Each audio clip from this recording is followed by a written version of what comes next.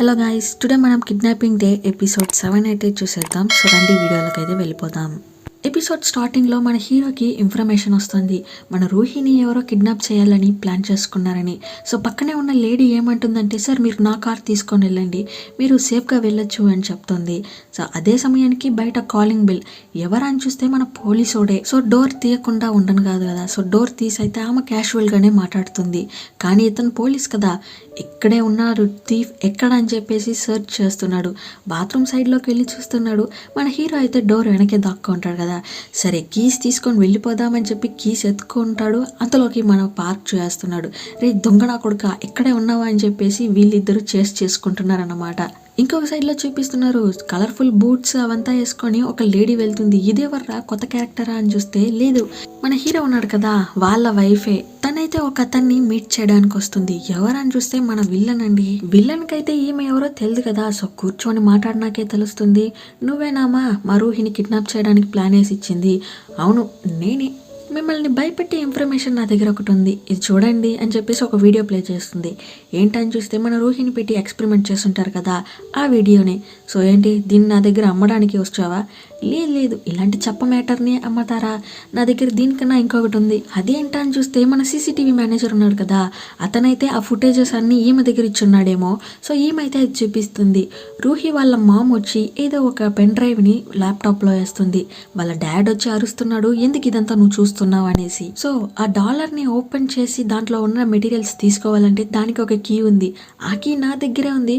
ఆ కీ నీకు కావాలనుకుంటే 30 మిలియన్ అయితే రెడీ చేసి పెట్టుకో, కీతో వస్తానని చెప్పేసి ఈమె మాస్గా అక్కడి నుంచి వెళ్ళిపోతుంది.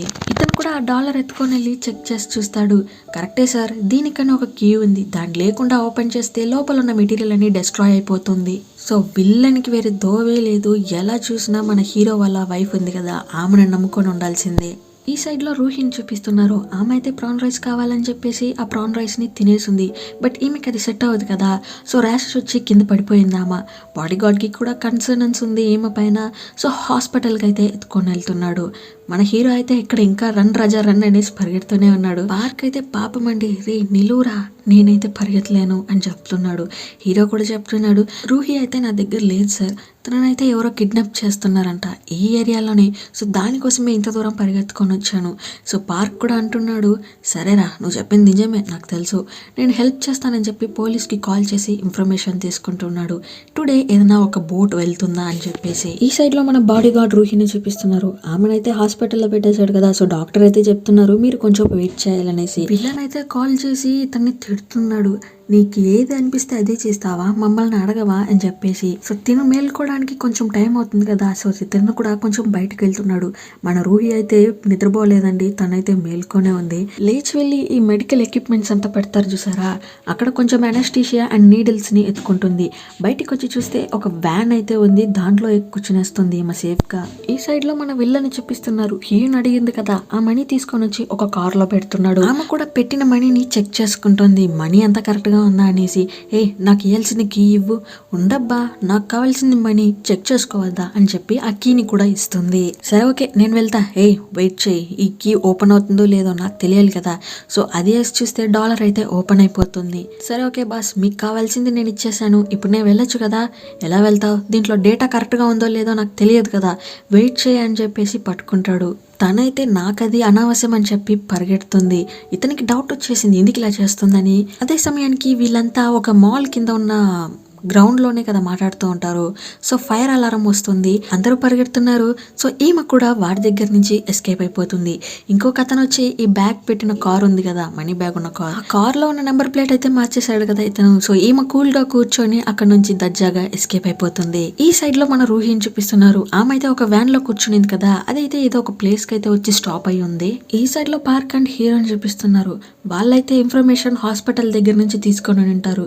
ఏంటని చూస్తే బాడీ గార్డ్ ఇలా రూహిని హాస్పిటల్కి ఎత్తుకొని వెళ్ళారు. రూహి కూడా అక్కడ నుంచి తప్పుకొని వచ్చి ఒక వ్యాన్లో ఎక్కుంటుంది. ఆ వ్యాన్ ఎక్కడ ఉందన్న డీటెయిల్స్ మొత్తం మన పార్క్కి తెలుస్తుంది. అదే సమయానికి ఈ బాడీ గార్డ్ కూడా రూహిని ఎత్తుక్కొని ఆ ఫ్యాక్టరీకే వచ్చేస్తున్నాడు. చెప్తున్నాడు, రూహి మర్యాదగా బయటకు వచ్చేసి, నీ వల్ల అందరూ సఫర్ అవుతున్నారు అని చెప్తూ ఉంటాడు. రూహి కూడా భయపడుతుంది. అదే సమయానికి మన హీరో మాట్లాడుతున్నాడు, రూహి విను, నువ్వు ఎక్కడున్నావో అక్కడే ఉండు, నీకోసం నేను వస్తా, అండ్ నీ వల్ల ఇక్కడ ఎవరు సఫర్ అవ్వడం లేదు, దానికి నువ్వు రీజన్ వచ్చేసానని చెప్పి బాధపడకు, వెయిట్ చేయి, అక్కడే ఉండు అని చెప్పి మన హీరో వస్తున్నాడు. రూహి కూడా భయపడుతూ వెనకాలకి వెళ్తుంది. ఎవరని చూస్తే మన హీరో. కొంచెం ఉంటే నీడిల్ని పొడి చేసుకుంటుంది. జస్ట్ మిస్, ఎస్కేప్ అయిపోయాడు. హీరో అయితే హక్ చేసుకుంటున్నారు. రూహి ఎలా ఉన్నావురా అనేసి. మన రూహి అయితే నెట్టేసి, ఇంతసేపు ఎక్కడికి వెళ్ళి చచ్చావు, ఎంత ట్రబుల్ అయ్యిందో తెలుసా అని చెప్పి మాట్లాడుతూ ఉంటుంది. నువ్వేం భయపడకు రూహి, నేనైతే పోలీస్ని తీసుకొని వచ్చాను. ఏంటి పోలీస్నా? సరే ఓకే ఓకే, ఇక్కడ నుంచి మనం ఎస్కేప్ అయిపోదామని చెప్పి ఏం మాట్లాడుతూ ఉంటుంది. కింద చూస్తే మన పార్క్ అండ్ ఆ విలన్, అదేనండి ఆ బాడీ గార్డ్, వీళ్ళిద్దరూ భయంకరంగా ఫైట్ వేసుకుంటున్నారు. కానీ ఏం లాభం, మన పార్కే భయంకరంగా తన్నులు తీసుకుంటున్నాడు వాడి దగ్గర నుంచి. సో ఆ బాడీ గార్డ్ కూడా ఎస్కేప్ అయిపోతున్నాడు. వీళ్ళిద్దరైతే బయట నిల్చుకున్నారు. పార్క్ అయితే కార్లో వస్తున్నాడు. రూహి అడుగుతుంది, ఏమైంది, వాడిని పట్టుకోలేదా? జస్ట్ మిస్ మా, ఎస్కేప్ అయిపోయాడు. మన హీరో సడన్గా వచ్చి హక్ చేసుకుంటున్నాడు. ఏంట్రా, ఏం కావాలి? లేదు సార్, నాకు చాలా బాధగా ఉంది అని చెప్పి ఏడుస్తున్నాడు. క్యాజువల్గా వచ్చిన రూహి అయితే అనస్టేషియా ఇంజెక్షన్ పెట్టుకుంటుంది కదా, సో ఎత్తి గుచ్చేస్తుంది అనమాట.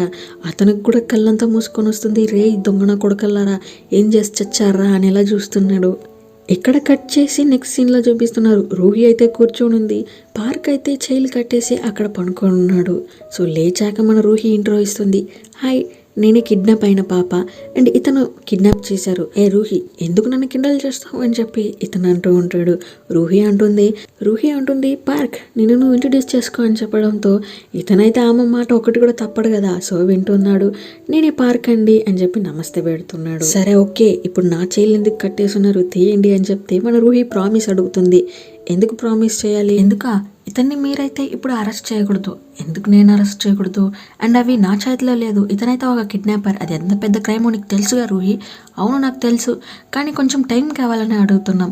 మేమని ఒక వకీల్ని రెడీ చేసుకోవాలి అండ్ కొన్ని మ్యాటర్స్ని సాల్వ్ చేయాలి, అంతవరకు టైం కావాలి అని మన రూహి అడుగుతుంది. మీరు ఏదైనా చేసుకోండి, ఎందుకంటే ఇప్పుడు నేను డ్యూటీలో లేదు. ఏంటి డ్యూటీలో లేదా? ఓ ఫైర్ చేసేసారా అని చెప్పి మన రూహి నవ్వుతుంది. హలో, ఫైర్ చేయలేదు, జస్ట్ సస్పెన్స్ అని. అవునులే, మీరు ఎలా ఉన్నానో వేస్టే, ఎందుకంటే మీ ఫేస్ని చూస్తేనే అర్థమవుతుంది. జస్ట్ ఈ కిడ్నాపర్నే పట్టుకోలేకపోయారు, ఇంకెక్కడి నుంచి పెద్ద పెద్ద కేసుని పట్టుకోబోతారు అని చెప్పి ఏమి కిండల్ చేసి మాట్లాడుతుంది. మన హీరో అయితే చెప్తున్నాడు, అలా చెప్పకు రూహి, ఇతనైతే బ్రిలియంటే, కాకపోతే మనమే ఇతనికన్నా ఎక్కువ బ్రిలియంట్ అని చెప్పి వీళ్ళిద్దరు నవ్వుకుంటూ ఉంటాడు. ఏంటని చూస్తే మన రూహి అడుగుతుంది, ఏంటి నువ్వు బ్రిలియంట్వా? హలో, నాతో పాటు నిన్ను నువ్వు చేర్చుకోకు హీరో, నువ్వు కూడా అంత బ్రిలియంట్ కాదని చెప్పి వీళ్ళిద్దరు నవ్వుకుంటూ ఉంటారు. పార్క్ అయితే చూస్తున్నారు. రే ఎవర్రా మీరంతా, ఎందుకురా ఇలా ఉన్నారు అనేలా అతని ఎక్స్ప్రెషన్. నెక్స్ట్ సీన్ లో మన పార్క్ అండ్ హీరో మాట్లాడుకుంటున్నారు. నేను మిమ్మల్ని ఏదో పెద్ద కిడ్నాపర్స్ అని అనుకున్నాను సార్, మిమ్మల్ని చూస్తే చాలా జాలీగా ఉన్నట్టు కనిపిస్తుంది అండ్ మీతో ఉన్నప్పుడు నాకేదో ఒక సెలబ్రిటీస్తో ఉన్న ఫీల్ అయితే ఉంది సార్ అని చెప్పి మన పార్క్ చెప్తున్నాడు. పార్క్ అయితే అంటున్నాడు, సెలబ్రిటీస్ ఏమో సార్, కానీ రూహి అయితే చిన్నపిల్ల, తను 12 years ఓల్డ్లా నడుచుకోవడం లేదు. నాకు కావాల్సింది అదే, తన ఏజ్లో ఉన్న పిల్లలంతా హ్యాపీగా ఉన్నారు కదా, ఆమె కూడా అలా హ్యాపీగా ఉండాలని నేను చూస్తాను సార్ అని చెప్పి మన హీరో చెప్తున్నాడు. పార్క్కి కూడా రూహి చిన్నపిల్లని తన ఏజ్లో హ్యాపీగా ఉండాలి అని చెప్పి అతను కూడా థింక్ చేస్తున్నాడు. ఇక్కడ కట్ చేసి నెక్స్ట్ డే మార్నింగ్ చూపిస్తున్నారు. రూహి అయితే హెడ్ బాత్ చేసుకొని వచ్చింది కావచ్చు, హీరో అయితే డ్రైయర్ పెట్టి రుద్దేస్తున్నాడు. ఏ వెయిట్ చేయి, నాకు తల నొప్పిగా ఉంది, ఎందుకు ఇలా చంపుతున్నావు అని చెప్పేసి. పార్క్ అయితే చూస్తున్నాడు, రే ఎవర్రా మీరంతా, కిడ్నాపర్స్ లానా బిహేవ్ చేస్తున్నారు, ఇలా ఉన్నారని చెప్పి చూస్తున్నాడు. రూహి అయితే అడుగుతుంది, ఏంటి అలా చూస్తున్నావు అని అడగడంతో పార్క్ అంటున్నాడు, హలో నేను వయసులో పెద్దోడిని, నాకు కొంచెం మర్యాద ఇవ్వాలని తెలియదా నీకు? హీరో అంటున్నాడు, అవును రూహి, నువ్వైతే మర్యాద ఇవ్వాలి, ఇలా మాట్లాడొద్దు. ఏంటి మర్యాద మీరు మాట్లాడుతున్నారు? నా దగ్గర ఉన్న ఇన్ఫర్మేషన్స్ నేను మాట్లాడాలంటే మీరు మర్యాద అంటున్నారు. ఇన్ఫర్మేషనా?